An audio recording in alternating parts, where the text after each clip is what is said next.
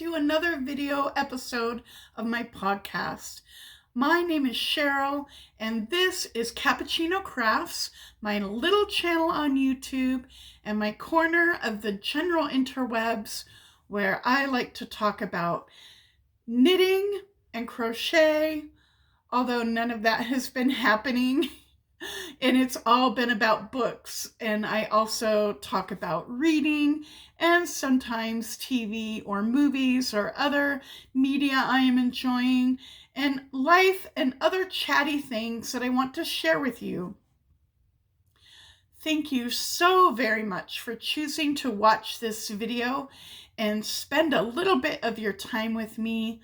I really hope that you enjoy it. Please settle in, get yourself a delicious beverage, and let's enjoy a lovely visit. So I took a break last week. I just really needed it. Things have just been really busy, and also I was just getting into my reading because the Readathon had just started and I just didn't have a lot to talk about yet. And so here we are, the magical Readathon and Orilium Academy Term 1 Spring Equinox is in full swing, and I am having a great time. I have, for the Readathon prompts, I finished one short story, and the prompt was a book under 100 pages. So pretty much mostly short stories for that prompt. And I also finished a novella for another prompt. I am like 30% through 2 other books, and I finished a book that I had already started from the library. This is not a Readathon book. It can't count, but it came back. I couldn't finish it the first time I had it, so it had to go back, and then I waited on the wait list until I could get it again. And so that was a pretty quick finish because I was already 50% of the way through. Hello, this is the afternoon now, and I realized that this morning I told you that I finished a book that came back again for the second time from the library. Then I didn't tell you what that book was. That book was Ace by Angela Chen, and I really, really liked it. I was slow with it the last time because I couldn't prioritize it, not because I wasn't enjoying it. This is a nonfiction, and she interviewed a lot of people who identify as asexual, and talked with them about their experiences and their insights. And she also is asexual. She also shared some of her own experiences along with the people that she interviewed. And it also includes like philosophy and theory from like feminism and queer theory and I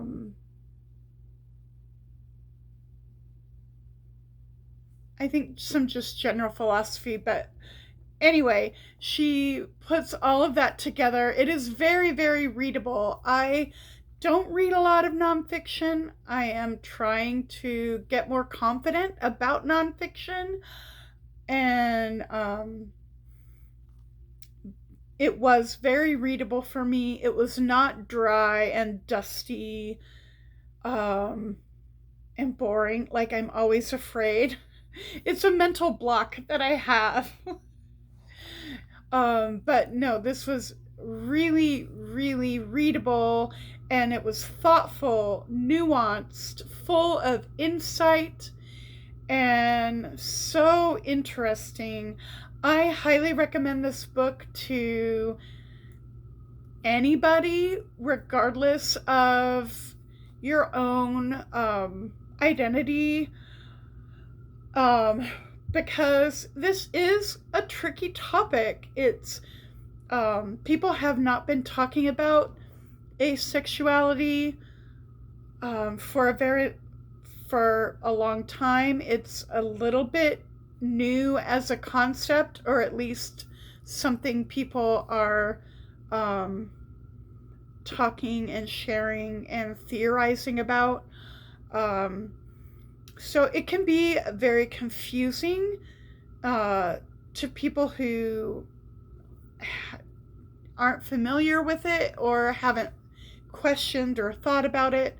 And she also uses the experiences and the perspective from herself and the other people that she interviewed to shine a light on things in mainstream culture and assumptions about gender and assumptions about human sexuality that would not be questioned or would not be, visible otherwise. So I really think this is a great book for everyone. Now back to Cheryl from the morning. So I just kind of blew through the second half, but I was really happy to finish it. So reading has been going well, and I am happy to share with you the short story that I finished is from the Dead Jinn universe, a series of short stories, novellas, and so far one full-length novel. And I'm not sure what further plans are. I don't think this series is finished, but I'm not sure, like, as far as more short stories, more novellas, another novel, I'm not sure what that will look like as it continues. But P. Djeli Clark is the author of the Dead Jinn books, as well as some other books. And he has quickly become like a favorite author. And this short story in the Dead Jinn series I did not know about until somebody posted a link somewhere, and I forget who, I forget where, but to Levar Burton's podcast, where Levar Burton reads short fiction in a podcast, which that was news to me too. I did not know that he did a podcast reading short fiction, but he read this short story in his podcast. So there's a link to the episode where Levar Burton read The Angel of el-Khalili by P. Djeli Clark. So I had bookmarked that to come back to it months and months ago, and finally for this readathon, I'm like, it's time. I would keep forgetting about that book and then not going back to listen to it. But yeah. So I'm like, nope, that's it. This is the reminder and the prompt that I need to get me to go back and read that or listen to it. And I loved it. The Angel of el-Khalili is very different from the other stories in this universe. It's very self-contained. The characters in this short story so far do not appear again in any of the other parts of the series, although in the future, who knows? But so far in what's published, these characters are not in the other works. And it has a slightly different tone, but is still definitely very in this universe, and the atmosphere is strong as always and very recognizable as a part of this series, but also just slightly of its own, a little different tone to it, which I loved. I loved this short story. It was great. It was really focused on the characters, and the prose, as always, was really great. I would love to read this again on paper. I'd love to see the words, and I think that would be just another way to appreciate the beautiful writing. Although Levar Burton's reading and performance was amazing, and I do think that that is definitely something not to miss. The novella that I read was Down Among the Sticks and Bones by Shauna Maguire. This is the second book in her Wayward Children series, which is a portal fantasy series. And some of the books take place in this world, in the School for Wayward Children that was founded by Eleanor to help. Eleanor herself spent time, I don't know how long, but she also was a child that went to a portal world and then had to come back to the real world. And she founded a school to help other children who have had to leave their portal fantasy worlds and come back to this world. And it's a very difficult adjustment for all of them. And so the school tries to help them through that and help them deal with the loss of their perfect fantasy world that was a perfect home for them. And sometimes they get to go back, but not all of them can ever go back. The second book was the story of Jack and Jill, the twins, and it was in their fantasy world. It was the story of how they went through the door to their portal world and what happened to them and how they lived while they were there. And it just furthered the development of their characters and really let us get to see their world. We heard a little bit about it, but we got to really experience the world with them. It's a very gothic, very dark world. So this does definitely allude to classic gothic literature.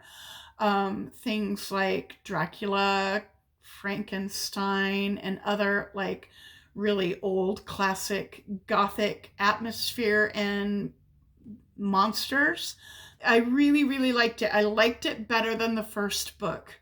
Because these are novellas, they go pretty fast. And with the first one, she was starting everything from scratch, developing the school, developing the concept. There were a lot of characters. I mean, there were a few main characters, but there was just a lot just being set up from scratch in a novella. So that is a challenge. And I just wasn't as satisfied I felt like I was wishing for more development. I was wishing for a little more in the first book. In the second book, my expectations had been adjusted a little bit, and also we were returning to characters that we knew from the first novella, and they got further development, which, you know, I was craving. And and she wasn't starting from scratch. She didn't have as she had some things to build on, and so that was more satisfying to me. And I am now like really much more excited about the series, and I already have the third novella. I'm already on the wait list at my library for the third novella to come into my Libby app. Yeah, so I really like the second book, and am much more excited about this series now, and also much more excited to get to Middle Game, which is another Shauna Maguire book I've had my eye on. And yeah, I don't know when I'll get to Middle Game. I don't know when that will happen. But it has really made me more excited to read more of her stuff. So that's what I finished. And right now I am like 32% through The Stone Sky by N.K. Jemisin. I am finishing the Broken Earth trilogy, and wow. I am really enjoying it. Things we're learning again so much, and the characters are so good, as they have been the whole time, and I am so invested and so excited to I'm loving this finale. I am excited to see how things keep building, and what happens, because I don't feel like anyone is safe. And I have a feeling that some things are going to happen to characters that I really care about. And I am in such suspense over how this can how the climax is going to happen, and what the end result of that climax is going to be. I really don't know. I don't have any idea, but I'm really excited to keep going. And I also started the Lighthouse Witches by, I can't remember the author. I will put it in here in the editing. It'll be down here. So I'm sorry, I can't remember the author. I got it as an audiobook from my library, so it's in my Libby app. This is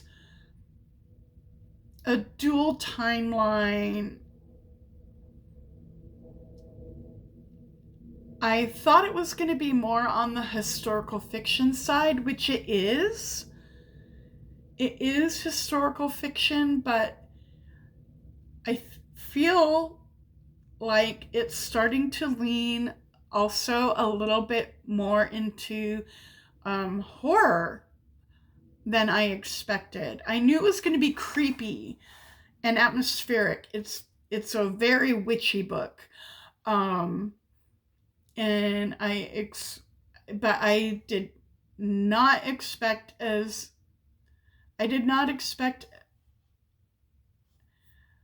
and I'm still only like 31% in, so I may be wrong. I may be totally wrong about what's coming, but this might be more horror than I expected, and I'm not mad about that. I'm okay with horror, but it's a really nice mix of, it's got historical fiction. It's definitely very atmospheric. It's got like family legacy, family trauma, dual timeline, maybe even multiple timeline, because there are also flashbacks to like very far history with the witch hunts in Scotland in like the late 1600s, like under King James. Um, so there's that the King James witch hunts in Scotland. We get some flashbacks to that and the history of this lighthouse, and then a dual timeline with this family, and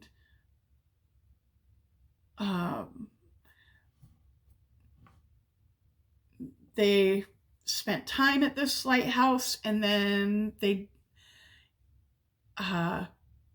only, like, it was a mom and three daughters, and in like 1998 they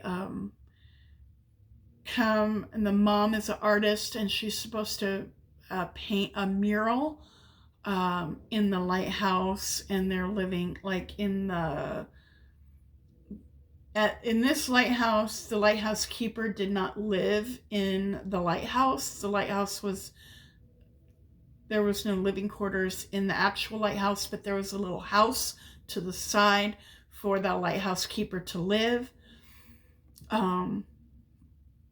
So they're staying in the keeper's house, and then she's supposed to be painting a mural in the lighthouse, which is very like rundown and rusting and full of graffiti, but they're fixing the walls, and they're gonna paint a mural, and the owner wants to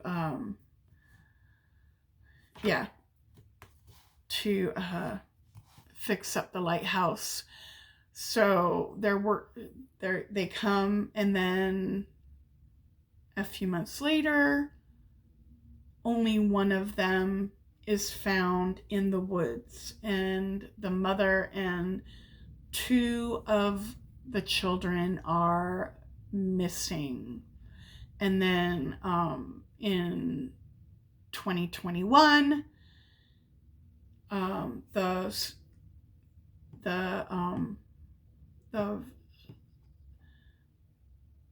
the one that is the only one that didn't go missing. I don't know if we can call her a survivor or not. We don't really know the fate of what happened back in 1998, but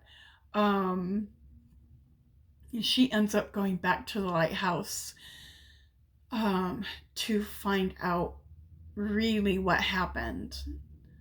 And that is the setup, and it is really also very atmospheric, and I love I love listening to it with the reader, who has a lovely Scottish accent, and also just does a very good job. There are actually, this has like almost like a full cast audio, because like I said, there are multiple perspectives. There is a male narrator that reads for the like 1600s witch hunt timeline, and there are several other narrators that read different points of view or different characters. And so it's really, really good. Super creepy. This is very, very creepy, like I said, and leaning much more into the horror elements than I expected.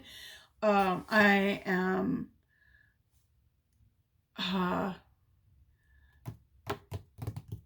really creeped out and loving it. That's my reaction. Super creeped out and loving it. And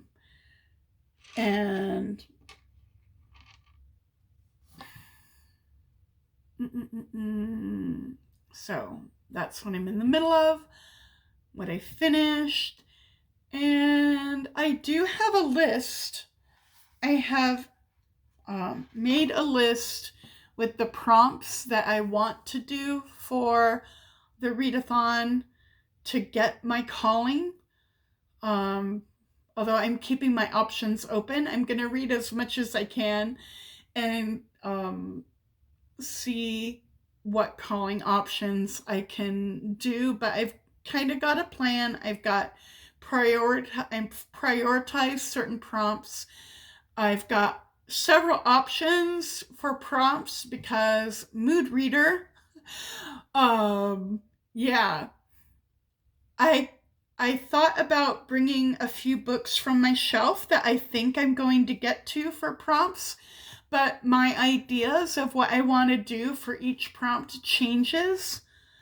And like I said, I have several options for each prompt, so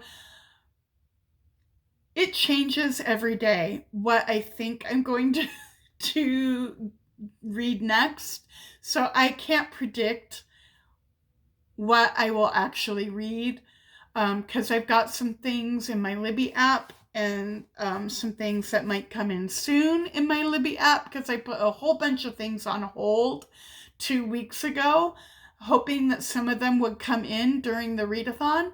So we're just gonna go with the mood, go with what comes in from the library and what I have options in my bookshelf, and see where it takes me. But I'm not going to show you the options because I have no idea what options I'm really going to pick up. I cannot predict because I'm such a mood reader. But I am loving this readathon. I'm having a great time. And yeah, I hope that you are doing well. I hope that you're enjoying what you're reading. I hope that if you are working on any of your creative projects or any crafty things, I hope that's going great and that it's turning out just the way that you envision them to be. And I hope that wherever you are, that you and your family and all your loved ones are well and safe and take care of each other. And see you next time. Bye bye.